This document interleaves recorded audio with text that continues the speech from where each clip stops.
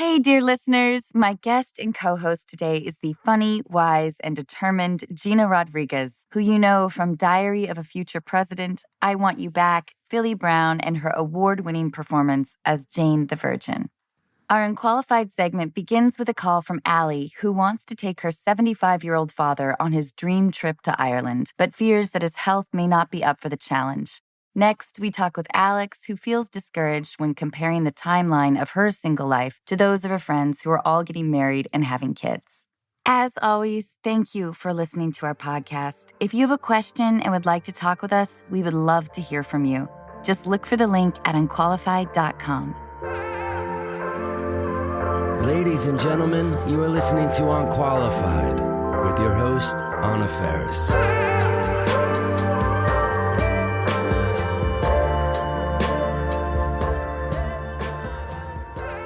Will you tell us about everything in your life, like marriage during quarantine, directing, what scares you? I want to cover the whole thing. Oh, wow.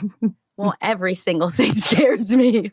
A big loaf of bread scares the shit out of me because the gluten does terrible things to my stomach, but I'll eat the whole damn thing. My husband is the same way, and it does feel like there's tragedy in this. 100% there's tragedy in it. I do want to talk to you about gluten, but I also want to talk to you about your wedding and marriage during quarantine.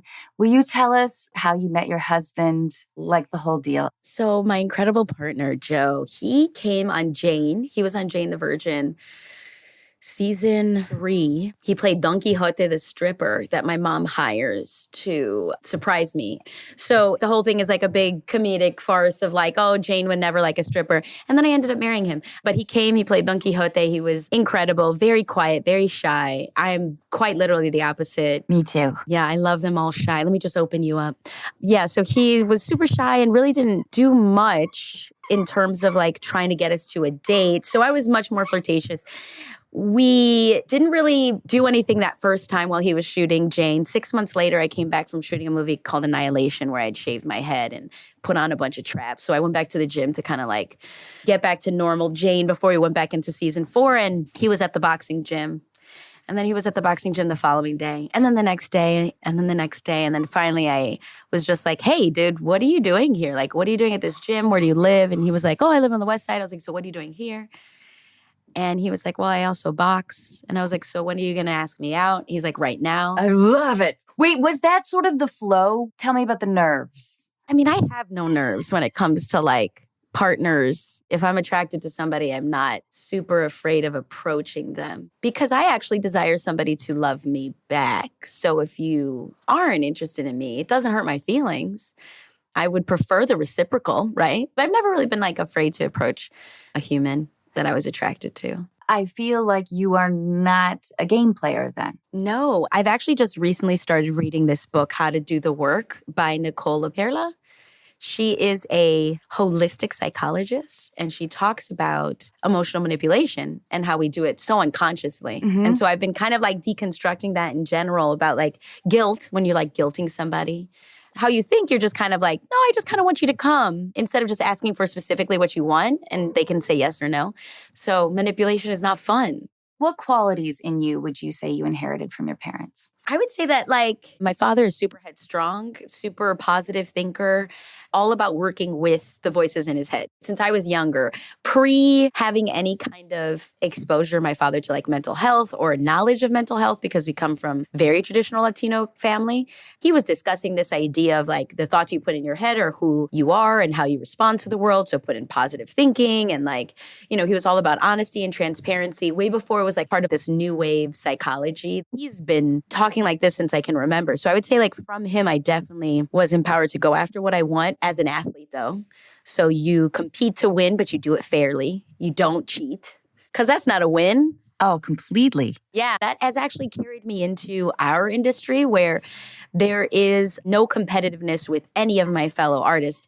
If there is competitiveness, it's with myself and how much more I can prepare, if anything. And again, I wouldn't even call it competitiveness. I would call it preparation. Understanding that like my journey is just my own and no one else's. And really no one else can interfere with it, nor should I with anyone else's. So that kind of justice of like athleticism, sportsmanship kind of carried me into this and into relationships. In my 20s, I think I battled with my jealousy. Probably 30s, maybe some now. But I like to think it's a gift that age gives you a little bit, is shedding some of that as your brain cells die. Yeah, right. Exactly. You're like, they just die along with the brain cells. But it turns out the jealous ones died first. But were you like that growing up? Did you ever get sort of consumed by a jealousy that extended itself towards other people? Or did you always kind of have that wisdom where you were able to keep all that at bay? You know, honestly, like if I'm to deconstruct it, I think the wisdom is just starting to come in the sense of like if you were to deem it wisdom. And what it was prior was actually, I would say, more the odd privilege I had of being an other because there weren't many people that looked like myself. I can imagine and empathize, Anna, with your experience because, you know, being an American woman, you know, a white woman in our industry, you have many more competitors. And a lot more roles. Even when I dyed my hair dark, I was going out for way fewer auditions. But you see, like, I think this is a great example of like the fact that your and my experience is just so vastly different. And now we're living in a space where like the roles can maybe go either way, but you're not wrong. I mean, when I was 19, I'm 37. When I was 19 at NYU and like going out for Law and Orders or whatever, there was like 5 of me in a room. And I guess if the perspective was, wow, there's only 5 of you and there's only one role, you got to like fight for that one role. I just never wanted to put myself in that mental space. I always looked at it as the one that's supposed to be mine will be mine. And I'm not supposed to tell every story. And I can't tell every story. It didn't serve me to do that then. Not saying I was wise, because it wasn't wisdom. I wasn't like, oh, this is what's going to be a better experience for me. I was a kid, but I just knew that mentality, because there were so few opportunities, that mentality wasn't going to get me very far because I would have given up so quickly then.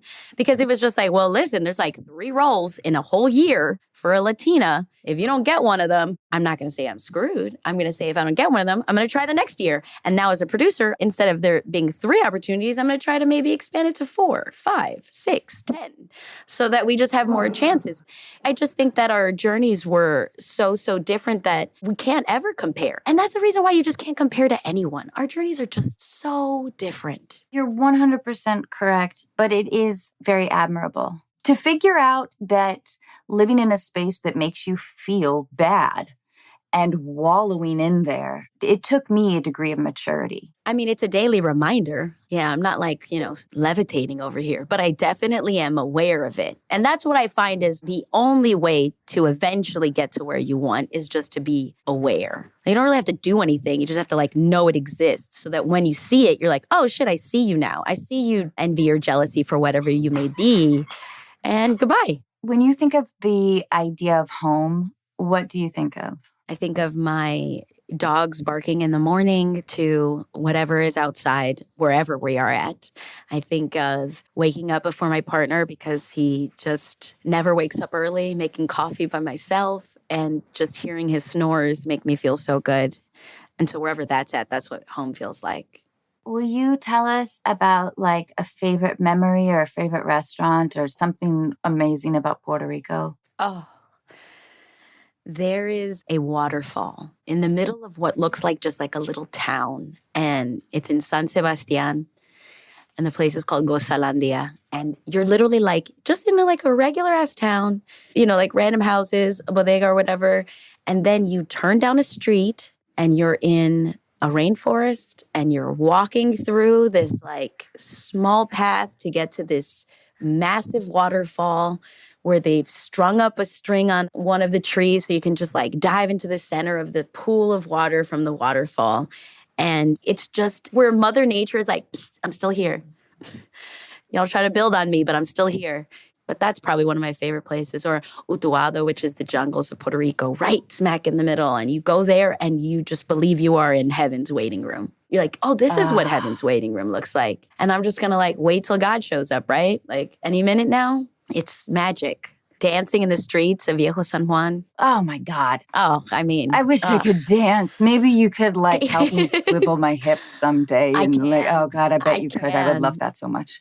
I think a lot about the idea of national identity and how it's so very much a part of us in ways that are difficult to shed. You know what? We were recently talking about like national identity too, because we were talking about Puerto Rican cuisine and how obviously we're all talking about wellness and our bodies. And, you know, during the pandemic, it was very much so a collective reflection of like what we're putting in our bodies because we have to try to keep our immune system as strong as possible. And like, I have an autoimmune disorder called Hashimoto's disease. So for me, it was just like, how do I protect my body, get my immune system as strong as possible to fight whatever may come, et cetera, et cetera. And so we were just talking about like how so many of the people that we grew up with, again, not to throw like shade or anything, but really identified with being Puerto Rican down to like, I only eat Puerto Rican food. And how interesting to like identify yourself so hardcore, like, no, I'm not gonna eat anything but Puerto Rican food, and how some Puerto Rican cuisine can be really not great for you, as all can be, right? Heavy lard or heavy whatever it might be. But to identify with a culture so much that you're eating foods that do not serve you or your health. I never got a celiac test when I was a kid. You know, like we weren't thinking about that in the 80s.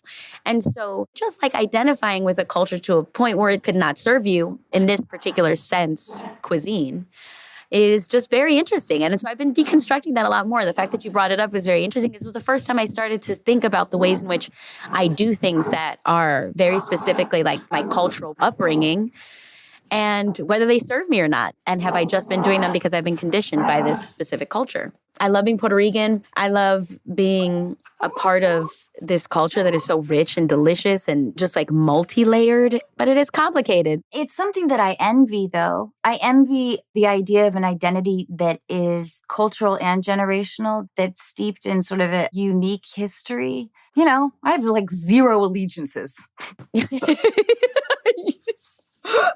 Like, let me stand for something, damn it. No, but yeah, no, I hear that. So I do envy you. I guess the jealousy hasn't disappeared.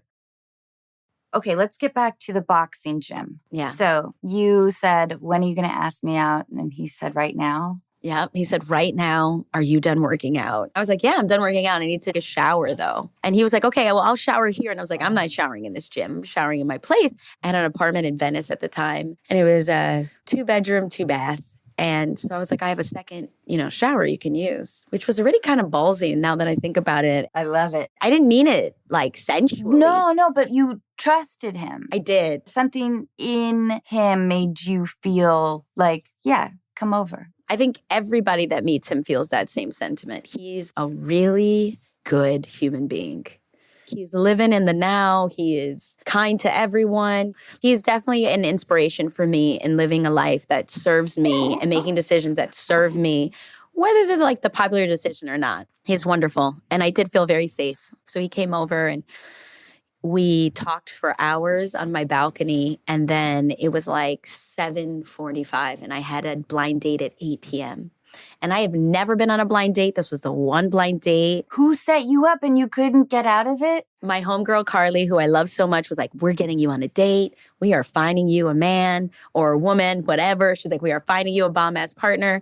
And she set up this blind date. And I was like, oh my God, I got a blind date in 15 minutes at a bowling alley in Mar Vista. So it's like 15 minutes away. I'm going to be late to it already. And he's like, you got a blind date? And I was like, I know. It almost sounds like I'm making it up, but I'm not making it up. I really have a blind date and I don't want to go on it anymore. And he goes, well, go on it. Call me after. And I was like, confidence. That just was like sweet oozing. of him, though. I know. It was the move. I was like, okay, that is hot. You got confidence. I went on the blind date. And one of the first things, and definitely the only thing I can remember that this kid said to me was, oh my God, my ex-girlfriend is so obsessed with your show. She is going to bug out when she hears I went on a date with you. Oh my God.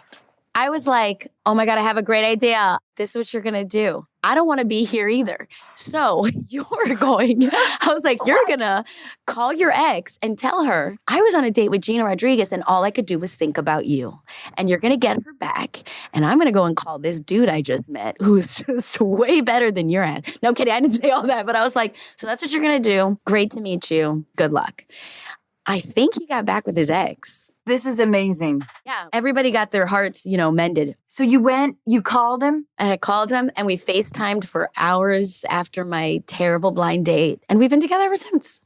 And then we got married a week after I married Justin Baldoni on Jane the Virgin. So I got married twice in a week and a half. It was pretty hot. I cried so much during the Jane the Virgin wedding because it was like me saying goodbye to the show. Yes. So I was bawling. Like doing anything in a wedding dress. I think in like Scary Movie 3, I was in a wedding dress. Oh my God, I forgot how fucking good you were in that movie. I feel like I want to watch that immediately now. I don't think you need to. Yes, you know I do. You know I do and you know I will. But yeah, anything in a wedding dress, you're going to start crying. Yeah. But yes, we shot in chronological order for that last episode. So the last scene was like the last scene we shot. And so it was just like add emotion to everything. And so I was crying like crazy and my husband was like, if you don't cry as much as you cried at this freaking wedding, he's like, we're going to have a problem. You better bring the tears. And I was like, I will. But my husband cried more than I did at our wedding. It was really precious. Was it a big wedding? No, it wasn't that big. It was in my in-laws' backyard. We wanted to do it in our backyard, invite a bunch of people for like a barbecue, and then be like, oh, guess what? You're here for our wedding. And then my mother-in-law, who has 2 sons, was like, how are you going to do me like that? Don't do me dirty. Like, don't take away, like, I have 2 chances. Don't take away my chances. And I was like, you couldn't be more right, Mom. And my mother-in-law's the most outstanding woman. Like, she is such an outstanding human being. And I just am so inspired by how, like, badass she is. Like, talk about a matriarch. How fucking rad. Yeah, she's an Italian woman. She's just like everything. She is all things in one human being. And I love her so much. So I was like, wonderful. Let's have a wedding. Will you do it for me? And so she put the whole wedding on for us. All I did was pick out my dress and show up. I'm so with you on that. I am not into the details. No, me neither. Oh, I don't care. Like, Joe could have showed up in his joggers because it's literally all he wears. And I would have been like, actually, the funny part is that when I met Joe, he had 1 suit. And it was a Calvin Klein suit that he got at Macy's for like $130. And it's a blue suit. And if you go back on every single red carpet, he is wearing the same blue suit at the SAG Awards, at the Oscars, at the Emmys. I love it. Good for him. And then he wore it to marry me. And he still has the same blue suit. I was like, you have to at least wash this damn suit for our wedding, please, because it is getting stinky. But that's how he rolls. And do you think anybody noticed? Nobody noticed. Nobody ever noticed. No, he looks great in all the pictures. Everybody, oh, he's so handsome. I'm like, nobody knows he's wearing the same thing every time.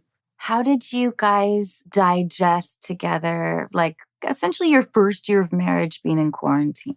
I would say that, it is definitely controversial to say that it was a blessing because we lost a lot of people during COVID, like, personally, our family did. And it was very heartbreaking and still very much so is. And the disparities were so great, But that being said, there were things that I think came out of the pandemic, like clarity that were needed in a lot of spaces, clarity for the way we live life, the way we do certain things, our priorities. And for my husband and I, our entire relationship was while I was shooting Jane. Jane was 9 months out of 12 months. We did 22 to 24 episodes a year. Every episode was about 70 pages. And I directed like 5 of them. It was wild. So it was like, he would see me in the morning before I left, if he's up at 5 a.m. He would see me at night right before I knocked out because it would just be kind of instant. I'd show up and I'd be like, oh, how was your... So during quarantine, we spent the most amount of time we ever had together. And the beautiful blessing was that we really like each other. We really are good friends.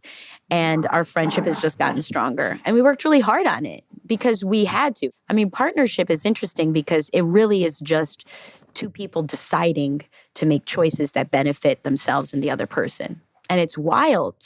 And so I found someone who chose to try with me to dissect things that were hurtful or to learn to shed old habits, to have a space where we trust each other to look at the habits that we've been doing and to stop doing them. I feel safe that he can point my flaws at me and say, here's a safe space to work on them. Will you tell us about a heartbreak in your life?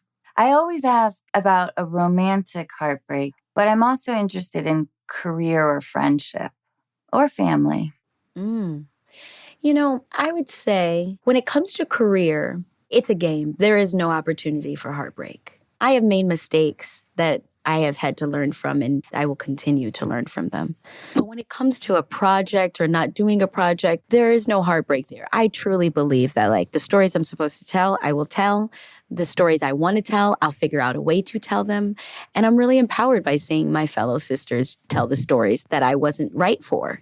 I had a really bad heartbreak, and it was in a relationship that now in retrospect, I think was emotionally abusive. And the reason why it was such a heartbreak was because I fought to keep it. And that's why it's a heartbreak, because I betrayed myself. And that's more heartbreaking than anybody can do to me.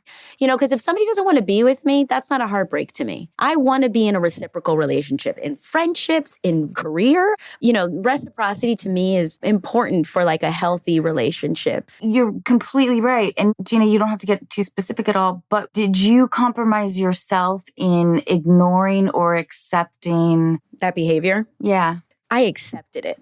I can't lie to myself. It's the real shitty part of myself. It's like the ugliest parts of myself. There's just no lying to myself about it. And so for me, it was just so blatant that this human being was so verbally abusive and just tearing me down at every possibility and every point. And not only was I like, I could get this person to not be this way. I don't deserve this. I could get this person to be nice to me because I'm a nice person, and I'll just have to be nicer or better or kinder or give more and it became something to win with my emotions at stake. It was like my ego betrayed me. My ego wanted to win this human being's kindness that was quite literally an abusive human being who's clearly just sad, clearly just has their own situation to handle, but how I made excuses for the human being, and then how I said I was strong enough to take it. I'm strong enough to handle this. And then when it was all said and done and he was leaving me walking out the door, and I'll never forget, he put his hand on my lap and he said, "Don't worry, Gina, you'll find another partner. Don't worry." I had just gotten cast on a TV show that was put on hold and then dropped it Christmas Eve. And he broke up with me like 4 days after Christmas or something like that. In his abusive way, because he had broken up with me a lot. He loved me coming back, right? Sure. He loved whatever it was about me coming back to him. It made him feel so good because he was there with his arms open, ready for me to like grovel. I had a boyfriend who sounds very similar to this person. And when I finally broke up with him, he opened up the fridge, he pounded a beer, and then he crushed the can and he threw it against the wall. And he said, "You're going to be back here in less than a week." And I was like, okay. And then I left, and I remember thinking, I may have kind of thought that on the way over, but if I have any shred of pride left, I cannot be back there ever again. Yeah. Yeah.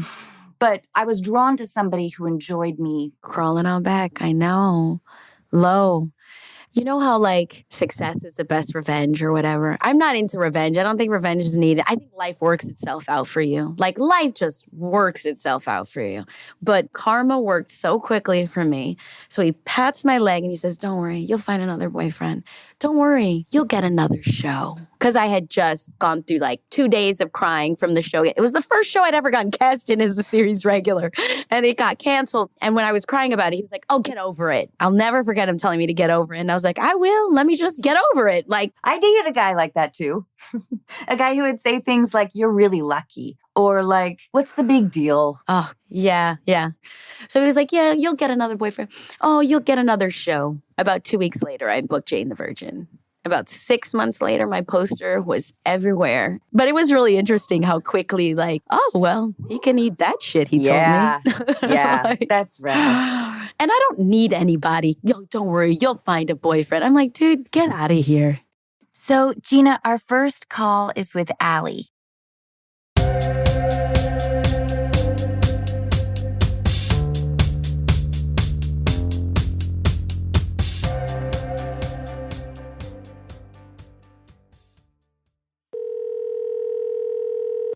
Alli, hi. Thank you so much for writing to us. Hi, thank you. You're here with Gina. She is rad, and we are excited to talk with you. Will you tell us what's going on? Yeah. So my dad has been talking about going to Ireland for years now and just been asking everyone in our family to go with him. And then finally he posted something in our family Facebook group. And I was like, you know what? If you pay for the tickets, then I'll get the first round at an Irish bar. And 5 minutes later, he called me and was like, yes, let's do it. I'm buying the tickets. And then told me promptly, like, I was in charge of the itinerary. I had to come up with the lodging, the activities, like it was all on me. So I was like, okay, that's fine. But my dad, he's in his mid-70s, not very healthy. So he's had heart issues. He had COVID last year, and he also has sleep apnea, and he doesn't wear his mask. So he gets tired very easily, and he just can't do a whole lot all at once. Just as an example, he visited my sister over Thanksgiving, and that was like a week-long trip, and he was absolutely exhausted afterwards. And the trip that we have planned is for 2 weeks. So after that trip, he was kind of teetering. He didn't know if he wanted to go. Was he saying, I think I'm too tired to go? Or is it going to be too much for me? Yeah. So he basically told me because he was so exhausted on this trip to my sister's house, he didn't want to go to Ireland and just be tired in the hotel or just be taking naps constantly. Oh, can I ask a few questions, Alli? Yeah. Where was the trip to your sister's house? So we live in Maryland and my sister is in New York. Okay. All right. And his mode of transportation was flying there? He flew from Maryland to New York? He actually took the train. We drove him to the train station and then they picked him up. Okay. And what are your father's eating habits? They're not great. They're not great at all. When I'm with him, I'm always like, okay, so here's your little unhealthy thing. And then here's a salad. And you're going to have a glass of water with, whatever drink you're having. I kind of treat him like a child sometimes because he kind of acts like that. Yeah, well, the transition happens, right? Yeah. My father's in his 70s, 73. It's the strange thing that happens when you start parenting your parent. That's a really weird transition. Yeah. So congrats to you for making that transition and with a smile on your face. Thank you. So my question to you is, you want this trip to happen, this Ireland trip to happen? Yes. So I honestly feel like he will regret if he doesn't go. And I've planned it. Like I've got everything planned and I'm really excited. And I think he's finally decided that he wants to go, but now I need to try to figure out how to rearrange some of the plans so that I can help accommodate. So we both kind of get a good amount of our trip. I've been to Ireland and it is stunning. And I flew into Dublin and I then road tripped with my friend all over, from Dublin to Calgary. That sounds amazing. Oh, yeah. I drove everywhere and the roads are so super tiny. And we went during the winter time. So the sun set at 4 o'clock. Oh, wow. So you're not doing that, are you, Alli? So you're going to have the time of your life. Yeah, it's going to be wonderful. But what I will say is that, and mind you, I obviously know absolutely nothing about so much, right? So many circumstances. And especially when I'm asking for advice, I think so many things need to come into play for someone to give good advice, right? Yeah. So I won't blanket this as good advice.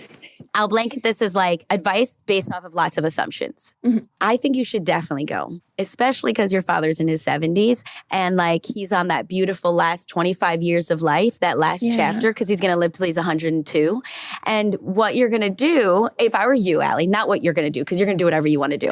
What I would do the weeks leading up to Ireland, I would start asking my father to just maybe once a day take away something that wasn't making him feel good.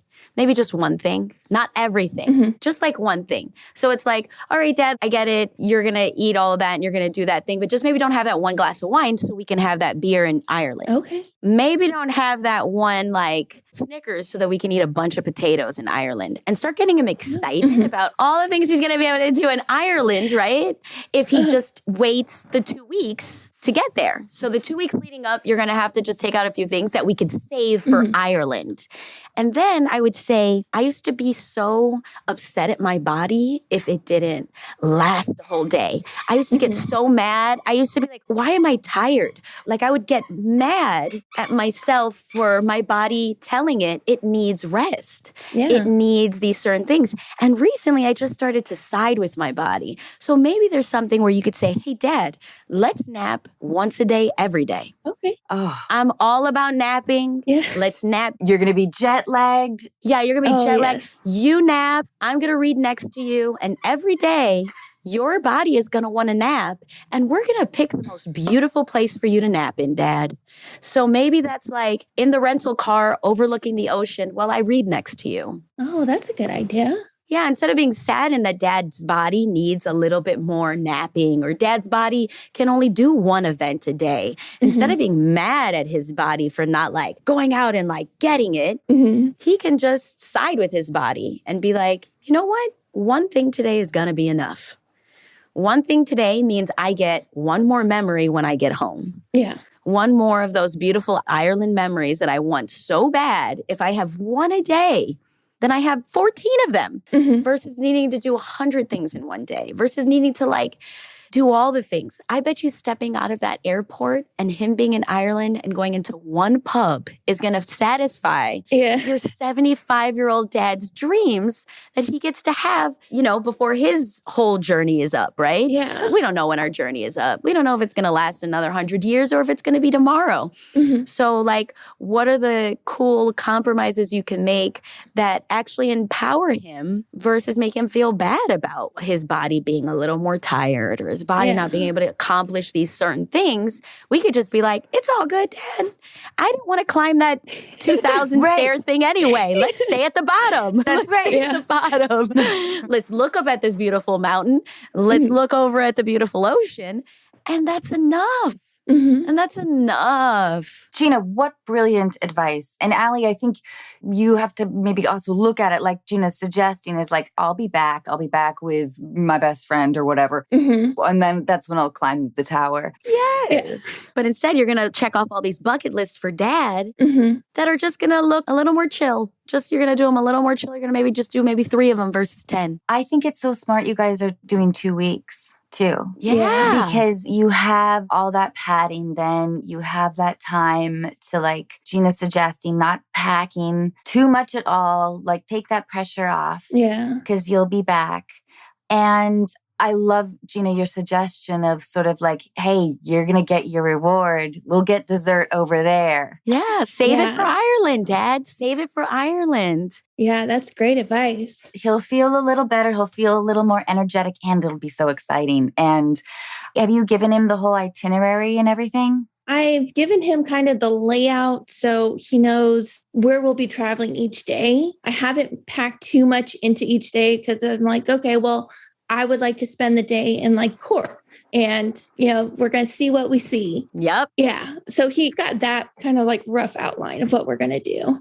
So I would, if you're into it and you have the time, I would like look up like, here's a selection of restaurants in Cork or whatever, like what would be fun.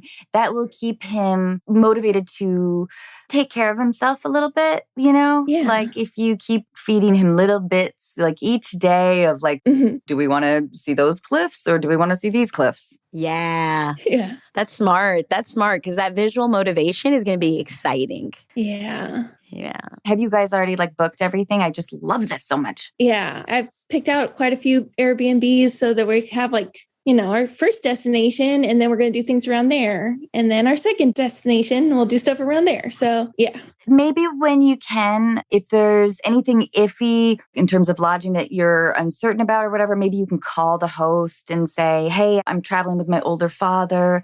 I just wanted you to be aware. Is there anything that I should know? And I bet people will go above and beyond to kind of help extend themselves to you. Okay. You know, my dad's always wanted to go to Ireland. That's like a great line. Yeah. And the Irish are good people. I loved the people. Everybody was loving and kind and just giving. And the island vibes are so present. And everything is so visually stunning, Alli, that even if you guys just went and sat outside, like it's going to be so gorgeous.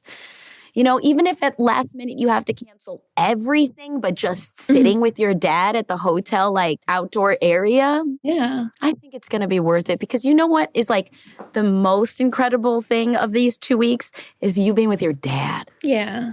Like, who gives a shit what you do? Who Aw. cares where you're at, right? Like, Mhm. what you guys accomplish, what you don't. Who cares? You're going to talk to your dad. You're going to have him in spaces where he gets to share his memories that maybe he hasn't thought of before. And like, Mhm. you're going to be able to just connect with him solo. You clearly have siblings. So now you get to have like solo time with dad. Mhm. And that's going to be the coolest of all of it. And if dad sleeps for, a week and a half of it, like you did something for dad and you gave him Yeah. something that he wished he had and you fulfilled a dream of his. And then you got some extra QT with Pops. It's going to be amazing. I would just try to prep yourself for being really patient. And if you and your dad, if he does anything that kind of, I don't know, in all of our relationships, there are certain triggers with people, whatever. If you can just think about those times when he gets a little grumpy or he's maybe a little judgmental or Mhm. maybe he's antiquated in some way, just anticipate that those moments will probably happen. And you will just be able to clock them. Gina was saying when we were talking earlier about, I wanted to steal it, Gina. It was so good. It's like kind of the choice is ours in most scenarios. And I think Yeah. that if you are actively prepared, that your choice is like patience and love. Yeah. Yeah. And then, you go get that pint or whatever. I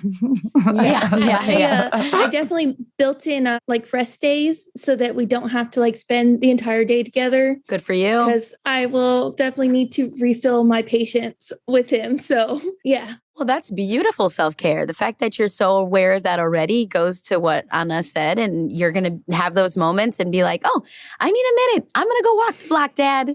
I need a minute. Yeah. Yeah. And it sounds like you have a beautiful relationship with your dad, Alli. Yeah. It feels like I'm giving you very unneeded advice.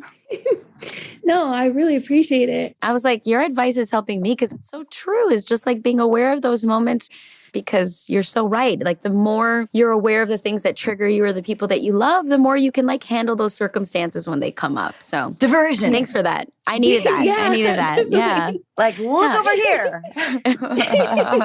And also, you're right about like preparing somebody for what's in store does give them more allowance to like have a better reaction when the time comes. That's really a good point. Yeah. Alli, what do you think? I mean, we just want to go too. We just want to go with you to Ireland. I think you're going to have a Just come. fabulous time. I think you're going to have a fabulous time. This is great advice. I really like Gina's idea of just like, let's cut this out that we can do more when we're there. And then I really appreciate Anna you saying just like choosing patience and, the diversion. This is a huge gift for your dad that you're giving. Yeah. And he might not always treat it like that, but it really, really is. Yeah. Yeah. It's a gift for you, but it's really like this is an enormous, unforgettable present for your dad. Alli, I really hope that you guys go and have a fabulous time. Yeah, thank you. I really appreciate it. Yeah, I would call him. I would call him today and I would say, Dad, I'm really excited to go. I'm so excited. I'm so excited. And I promise you, we're going to rest. Mm-hmm. They have good health care there. We're going to be fine. Fine. We're going to just have an awesome time and then enact Gina's plan slowly, Yeah. like, hey, what do you think about this idea? Because I want to feel like super energetic too. Mhm. Yeah. And I want to get wasted with you, Dad, at a pub. Yeah. So we got to wait. Yeah. So we have to wait. Alli, here's a practical piece of advice too. I would order some travel books because you'll get much more in-depth, much more interesting advice. Yeah, that's smart. I like that. He'll like thumbing through those books. It's so fun. Yeah. I'm trying to remember. There's one in particular that I used when I was in Ireland that was like the best one. And I'm trying to... Frommers? Yes, Frommers. Yeah. Rommers? There's Okay. Frommers, Fodders, Lonely Planet, Moon, Rick Steves. They're all good. Wow. I listen. Oh, look at this guide writer over here. Yeah. Right. But it's the Frommers one. That's the one. Yeah. Rommers. Okay, I'm going to look that up. Yeah. And Rick Steves is great too. But check them out. Get some books. Have fun. Have a blast. Have Oh, fun. thank you. Last thing, something I love to do when I'm in places I've never been before is ask a local what they would do tonight. Totally. Oh, it's my favorite thing to do. That's good. And then they're like, oh, there's this amazing, oh, I love the, And I always will follow a local suggestion like, oh, you need to go to this place 2 blocks down. It's so good. They might point you in a direction you never would have gone in. Yeah, that's great. Oh, I love that. Oh, have a blast. Yeah, have a blast, Alli. Yeah. Thank you so much. I really appreciate you guys talking to me and giving me the advice. That's given me a lot to think about. Alli, thank you so much. Have a Alli. wonderful rest of your day. Thank you so much. Bye. Bye, Alli. Gina, what amazing advice you gave. What amazing advice you give. I'm like, that is exactly it. It's preparing yourself for the things so that when they come up, you're not like responsive or reactive. That's so smart. You had this huge grin. You were just like, I think you should go. She's got to go. Yeah. You know she got to go. Yes, your 75-year-old dad wants to go to Ireland. You go to fucking Ireland. Yeah. Yeah. Even if you nap the whole damn time. Totally. That was the best part, is sort of relieving the pressure of having to do 80 things because you're there or whatever. Yeah. That's the one part of traveling I have actively worked on, where it's like, I'm going to go to a place and I'm not going to be upset at myself if I don't do like everything under the sun. Or, you know, now I go to places I'm like, I just want to chill here. Where would you want to go? Italy. Yeah, me too. Totally. Yeah. Can't beat are you it. kidding? Like Tuscany. I know. Like, let's go to Lake Como. Like, I know. are we serious? I You know what know. I'm saying? Yeah. Like, Oh, yeah. So let's go to Sicily. I want to go to the Amalfi Coast. Like, I want to go everywhere. That country is stunning. Yes. Okay, so now we're going to talk with Alex. Hi, Alex. Hey, Alex. Hello. How are you, Alex? I'm good, thank you. I've had a lovely little morning, just Oh, good. chilling out. So it's been nice. And you're in Australia right now. I am. I'm in Melbourne. Wow. Oh, I want to go so bad. I've never been. It's I literally beautiful. dream of going to Australia. I know. It's hard at the moment, but at some point, come on down. Alex, thank you so much for writing in. Will you tell us what's going on? It feels like a lot. It does feel like a lot. And I kind of don't know where to even begin because I kind of can't get my mind around it either. I'm 30.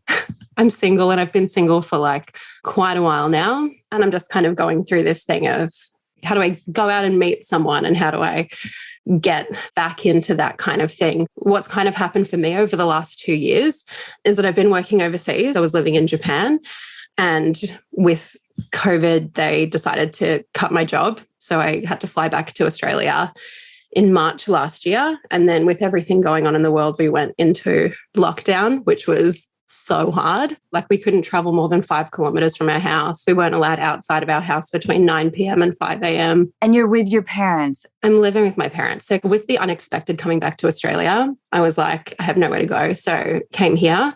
And we pretty much went into lockdown maybe 5 weeks after I got back. So it kind of was very sudden. Like I managed to find a job, but unfortunately it's in retail. So with lockdown, everything was closed. So I didn't work the entire time. So I'm like, I'm able to find a place, but I kind of didn't want to find my own place when I wasn't getting any income. So I like, how am I going to pay my rent and do all of that kind of stuff? So yeah. Oh, it sounds really stressful. Yeah. It's one of the things that it's been really interesting coming home because all of my friends, like I'm still really good friends with all of my high school friends. And they're all at a very different stage of life to me. Most of them are engaged. Some of them are married. Some of them are pregnant. Some have had children. So they're all buying houses. So I'm coming back in being... Oh, so of course you're comparing all the time. You can't help it. Yeah. It's really like shines a spotlight on like, well, what am I up to? Yeah, exactly. And I can't contribute to conversations because I'm just not in the same place. I'm not advocating for you breaking up with any friends. My first piece before we get into kind of relationship stuff, I wonder about cultivating newer friendships. Yeah, I've definitely thought about that. They're going to be having babies soon and they're going to be going through divorces. And then, you know. I love how you're like, they're just going to get to the divorce part sooner than you are. Of course. And they're going to get to... Then they're going to get married again. And you're going to be like, I have to go to your destination wedding.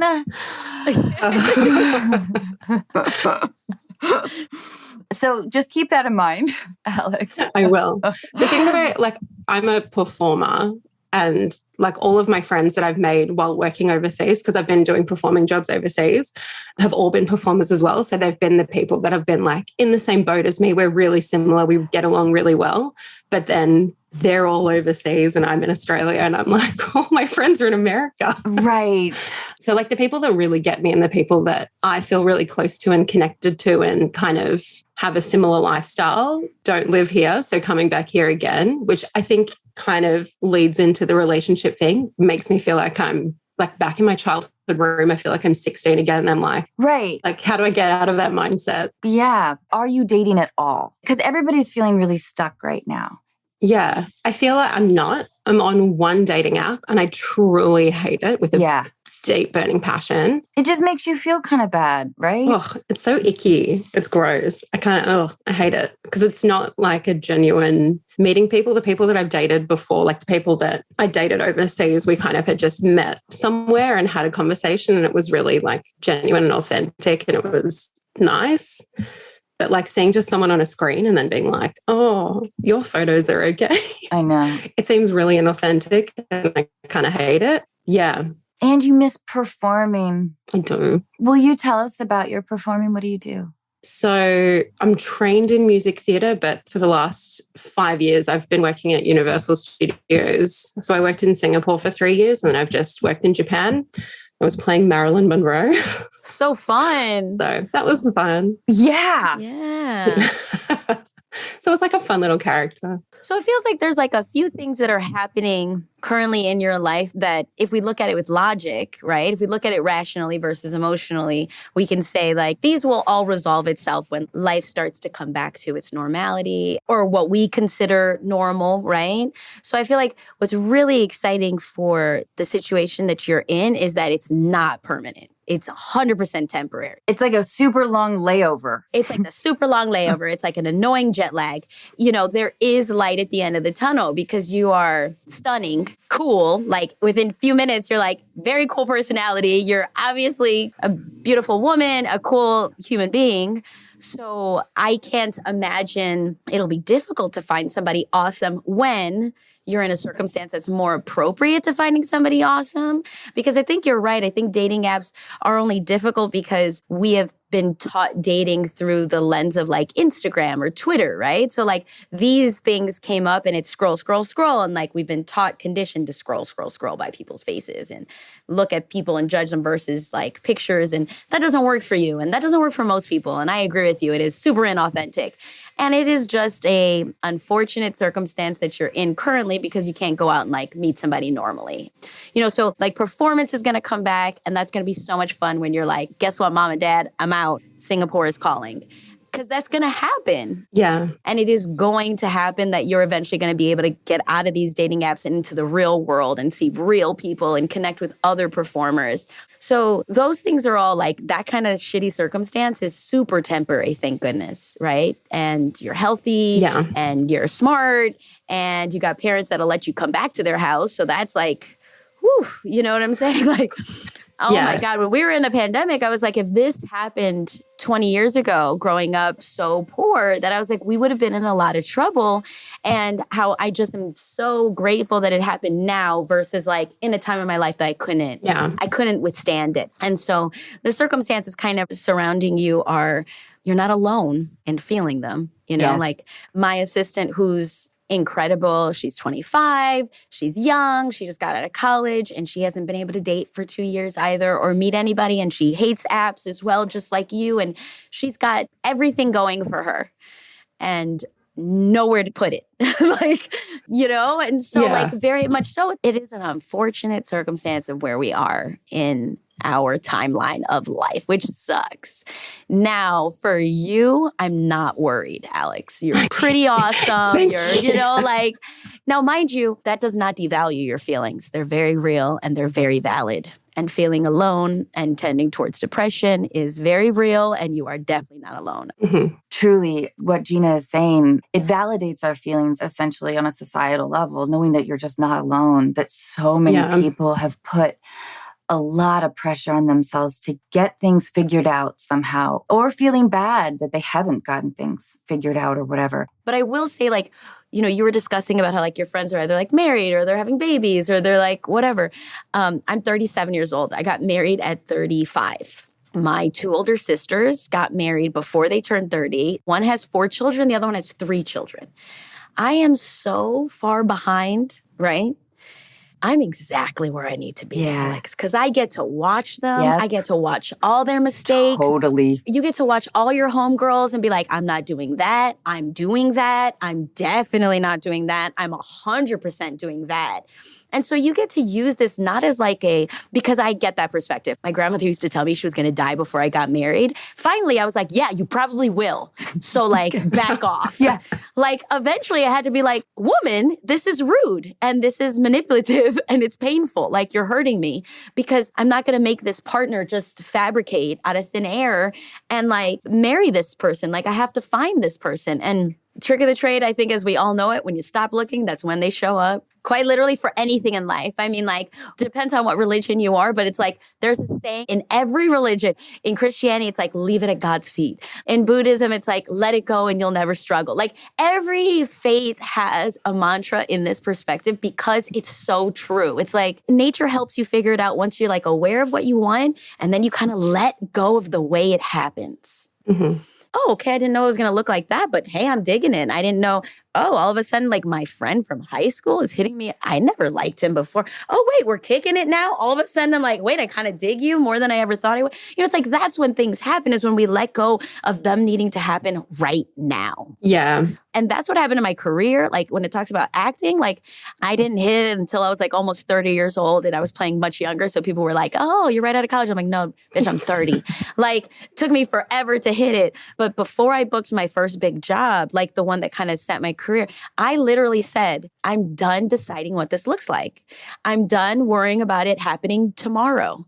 I'm going to give over to this story that I don't have control over. And the little bits I do, I'll contribute. And all the other bits I'm going to let go of. So like, how you meet your bomb-ass partner, you don't know. Who they are, what body they end up being in, you're going to love it when it shows up. And you're going to be ready for it because you're going to be like, I do want this. Because you'll be in a place where you are like, yeah, I feel happy. I feel like ready. I feel fulfilled in this area. And, my spirit is kind of lifted. I'm ready to, smile at somebody. Yeah. I think the thing about the 30s that's wonderful too is you really start to refine some things. Ooh. Like the recognition of, if something makes me feel bad, I don't want to necessarily do that. Like for me, the simple example is looking at women's magazines. Like when I was younger, I was like, God, why do I feel so bad about myself now? Like I felt something in my gut, like behind my heart or something, like deflated. And I feel like the dating app may make you feel that way as well. And so sort of expanding on that idea when it comes to relationships too. Like, am I feeling kind of low most of the time? Am I arguing in a way that I don't like, where I don't even like myself, Mm-hmm. As soon as you get back, will you be able to get back, do you think? Like, how can you be proactive today in terms of career? Yeah, I think for me at the moment, it's just deciding where I want to go and that kind of thing, because I've always liked acting and doing that kind of thing. But getting to a point now of being 30 and being like, well, I haven't done anything. So how much do I really want to pursue it? Do I want to kind of put it on a back burner and have it as a hobby and do something else? Speaking to the idea of like, what have I done? We're familiar with this. And turns out, Alex, there's no finish line. Yep. And there's no requirements either, right? Yeah. You have to kind of reframe, I think, anything in the entertainment industry. Make your own path. Yeah. If you're enjoying the work, then who cares, right? Yeah. There are two perspectives to take in this like blank slate of a moment for you. Because right now it's what's sounding like I can do anything. I don't have to do what I used to do. I could do something else. I need to get a job so I can figure out getting out of my childhood home so I can remove myself from that stage of my life, right? In your head, because it's definitely mental. We all know that. We know how to do that to ourselves. And then I don't have a partner yet, but I would like a fun partner.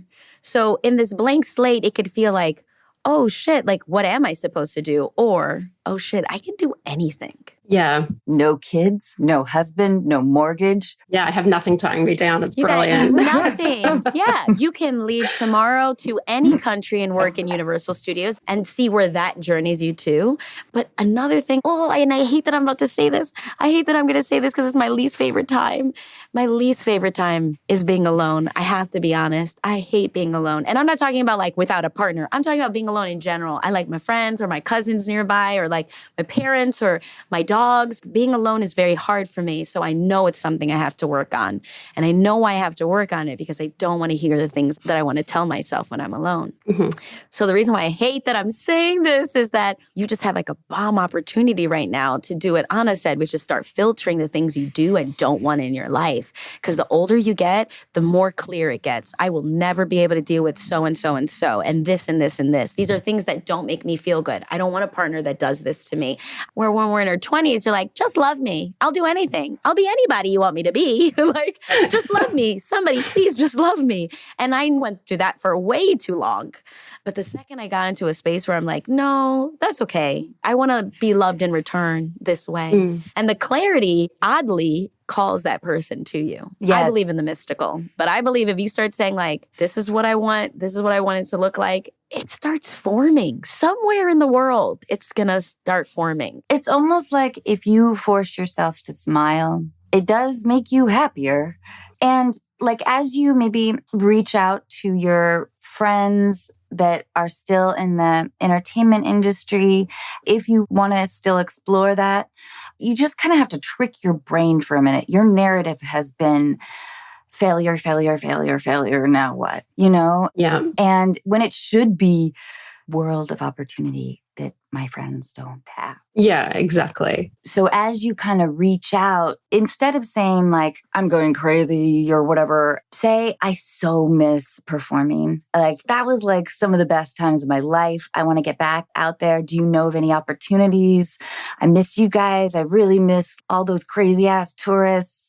You know, like Yeah. really consciously reframe how you talk about your position in life, because then you'll trick your brain eventually. You know, you say that kind of thing like 4 times and you'll buy it. And then you will be getting to this place of being unstuck. Yeah. That's so on point because it is just a choice. The narrative is a choice and you nailed it because either can be just as truthful as you make it to yourself. So Yeah. that was really on point. You have a long ass layover. That's all. Your flight was really delayed. We were all there with you too in the terminal. Yeah. I think it's just in terms of what I feel like I need to do going on would be like focusing on things that I want to do and things that make me happy and living in myself as opposed to trying to live into an idea of what I think I want. Oh, yeah. I love this. Totally. Yeah, you're the hero of your story. Yeah. How often we put ourselves in like the supporting role. We're the fucking heroines of our stories. Yeah. Absolutely. We were the lead actors. Like, yeah, it's about us, you know? And you'll find somebody that supports that too. Yeah, exactly. And they'll be the lead of their story. And then you guys can have 2 stories running instead of 1. Yeah. And that's always fun. Yeah. I'm excited for your life. Me too. Yeah. Me it's too. like you have nothing but opportunity and you're just going to stun the world. I'm stoked for you. I'm excited. It's kind of that like stepping off the cliff of like, who knows what's going to happen next? Jump. Yes. There's a net. You put it there. That's the coolest part. Yeah, exactly. Yeah. Do what you love and then, you know, focus on not change, but a shift of narrative, you know? Yeah. You've got freedom. Freedom. Yes. Like, I've got so much freedom. You really do. You really do. I can go Yeah. literally anywhere. You can. Alex, I hope that we helped give you some things to kind of chew on, you know? Yeah, absolutely. I think it's all things that have kind of crossed my mind, but you know, when it's in your own mind, you kind of don't believe it until someone says it to you. So hearing someone else kind of say it really cements it and makes me go, okay, it's time to like focus on it. Alex, I can't wait for all the great things you're going to do. You rock, Alex. I mean it. I agree. Thank you. Thanks for your time. Thanks for all of your advice. Thank you. Don't forget, the world's yours. I'll do it. It's going to be great. Yeah. Own it, queen. Own it. Thank you so much. Bye, Thank Alex. you. Bye, Alex. Thank you.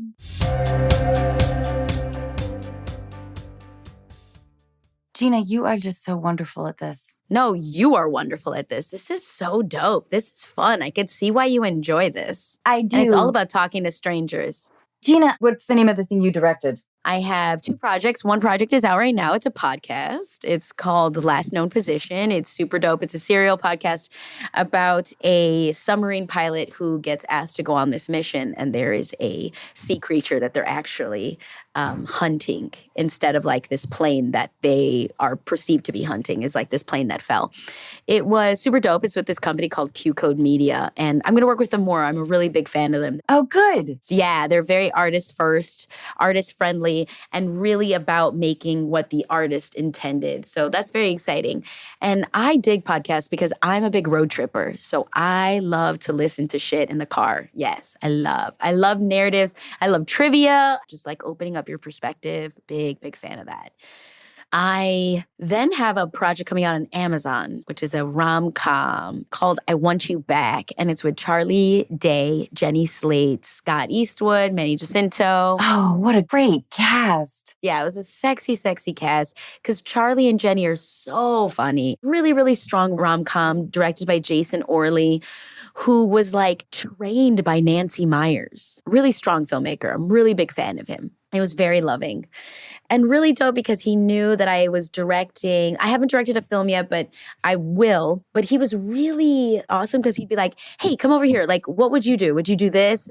Or what do you think about this? And I just found it so awesome that he knew I had a desire for that and like brought me in and like wasn't egomaniacal. He was so generous. He had zero ego. He wasn't afraid. He wanted my opinion. He like respected my opinion. I was like, what is even happening? So I got to learn a lot from Jason because Jason actually wasn't afraid to let me in. He just made me feel like my opinion was like well received and respected. And I really enjoyed that. How rad. Yeah, I believe ego is the death of talent. And so I am empowered by people that leave their ego behind and they just are so generous. Because art can't be done alone. And you only learn through mistakes and you only figure it out if you're able to see it and experience it. And like, you know, I went to NYU for theater and I minored in film because I always wanted to direct. And I never saw myself in these spaces. So I kind of put it on the back burner. And now that I have the opportunity, it's always like, who wants to come shadow me? Who wants to come be a part of this? Because you really just have to like be in it to get it. It's not a learned skill. You have to be in the shit. You have to try. You have to like go to war. So that was cool. So those 2 projects are like the ones that I have going on right now that I love. Gina, I can't thank you enough. And I just think you are so fucking rad. I think you're so fucking rad. Lots of love. Bye, Gina. Thank you. Bye.